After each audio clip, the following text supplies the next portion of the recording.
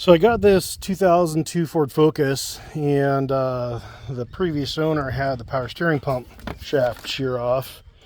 So I thought, oh, no big deal, that should be an easy fix. So I got another power steering pump and got it put on there already. It was a used one out of the wrecking yard, so I need to clean it up a little bit still. But I got this together, and then the power steering rack was leaking pretty severely on this driver, on the passenger side here. And I didn't really want to have to replace the rack, so I got looking online and I found O'Reilly's has this rebuild kit for the power steering rack right here. It was like 35 bucks or something like that. And it comes with all the seals, including this one, which was actually the old one. The new one's already in there. And I was hoping I could just replace this without having to pull the rack. Because the racks in these are kind of tight in there, and my big hands don't get in there real well for some of the bolts on that. So I got looking and I took this side apart already.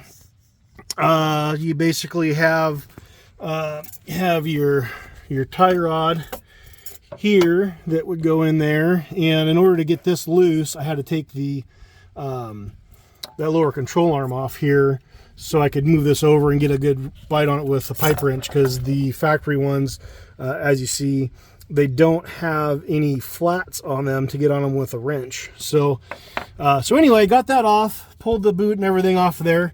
And up inside there is this nut with the Texas spanner wrench. And there's a special wrench for it, of course. Haven't been able to source one. So, and this nut was actually loose. So I was able to get in here and just turn it by hand and back it back out, and put the new seal in and get it back in there. And it looks like this should be easy enough to do without actually having to pull the rack. Replace this seal on the outside, at least on the passenger side, and hopefully this thing will not have any more leaks when we're done.